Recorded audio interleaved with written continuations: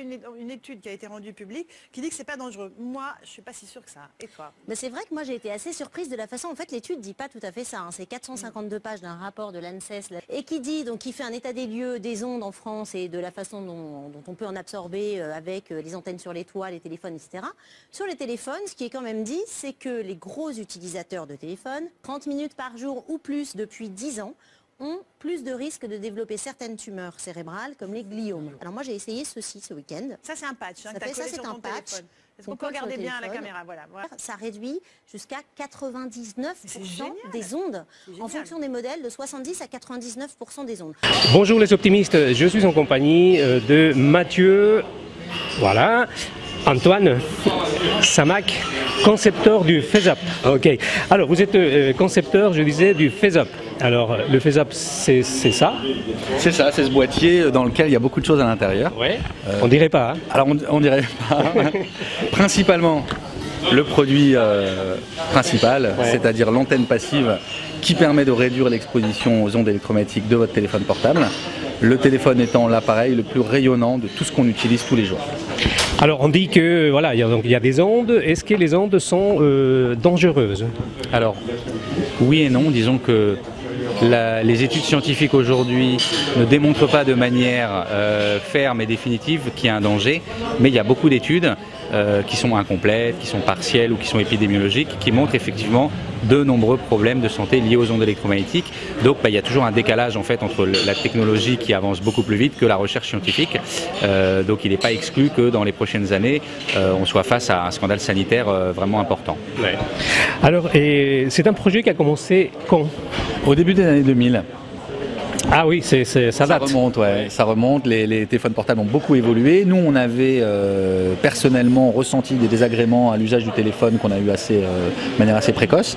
Et on avait découvert des technologies qui existaient, mais qui n'avaient aucune preuve scientifique de leur efficacité.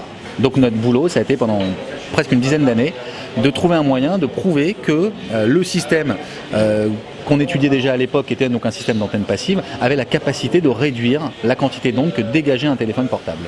Et donc on a réussi à faire ça en 2011 exactement, en allant en laboratoire de DAS, qui est la norme de mise sur le marché des téléphones portables. C'est là où on s'est rendu compte que placer un certain endroit avec une certaine taille, en fonction du téléphone portable, on arrivait à diminuer fortement l'absorption des ondes par les personnes. Et c'est là que l'aventure a vraiment commencé, avec un produit qu'on a finalisé et qu'on a introduit dans le commerce en 2013.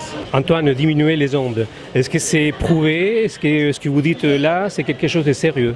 Oui, alors en fait on a fait des tests sur le standard international qui est le DAS, le débit d'absorption spécifique. C'est la norme de mise sur le marché des téléphones portables. Ouais. Et donc on réduit physiquement en laboratoire la quantité d'ondes qu'on absorbe quand on utilise notre dispositif. On réduit très fortement son exposition aux ondes des téléphones. Alors on dit que quand on utilise l'oreillette, c'est moins dangereux. Et le téléphone portable, surtout les jeunes, hein, mais tout, il n'y a pas que les jeunes, mais nous aussi, on va toujours l'avoir à portée de... Ouais, merci. On va toujours le porter sur soi. Hein. C'est un peu le problème de l'oreillette. En fait, c'est une recommandation officielle. Il y a un premier problème, c'est que l'oreillette étant un fil métallique, étant branchée à l'arrière du téléphone portable, en bas là où il y a les antennes, elle reçoit en fait les ondes et les conduit au creux de l'oreille. Donc ça peut en conduire peut-être moins que ce qu'on aurait en ayant un téléphone collé à l'oreille, mais elle en conduit quand même. Et l'autre problématique à cela, c'est qu'on garde le téléphone généralement dans une poche. Et à ce moment-là, le téléphone est en communication permanente pendant cette communication et surexpose notre corps, notamment parce que la distance de séparation qui est indiquée par les constructeurs dans toutes les notices, c'est un petit secret, mais en fait il suffit juste de lire sa notice pour le voir, demande à ce que le téléphone soit toujours à 1 cm, 1 cm et demi de distance. Et en fait les gens l'ont collé. Et en le collant, on dépasse en fait la norme. Et c'est pour ça que c'est un petit peu une double surexposition quand on utilise l'oreillette. C'est un produit français et si j'ai bien compris, vous tenez absolument à qu'il y ait des preuves scientifiques. C'est un peu ce qui va se passer l'année prochaine en janvier et vous allez faire des tests vraiment en masse. En fait, on a déjà des preuves scientifiques sur la réduction des ondes, oui, mais qui ne prouvent pas qu'il y a un impact sur le bien-être. Au jour d'aujourd'hui, on a un test consommateur, un grand test qu'on a fait sur 1000 personnes, de personnes qui avaient notamment des maux de tête, des troubles du sommeil, des acouphènes, des picotements dans les mains. Et c'était, nous, des symptômes qu'on avait souvent associés au téléphone portable pour les gens qui téléphonent pas mal. Et sur ce test, on a eu des résultats qui ont été tellement exceptionnels sur la disparition, la diminution des gènes, qu'il fallait maintenant le faire de manière scientifique, à savoir une étude clinique en double aveugle. Et c'est ce projet-là qu'on va effectivement lancer en début d'année prochaine. Il nous reste en fait les témoins à recruter. C'est un peu la dernière étape, c'est de trouver les gens qui vont être d'accord pour tester les dispositifs pour faire partie de l'étude. Alors j'ai vu dans votre communication l'utilisation également des objets, des colliers ou des choses comme ça, ça fait aussi effet. C'est un peu comme le principe que Mathieu expliquait sur l'oreillette qui conduit les ondes.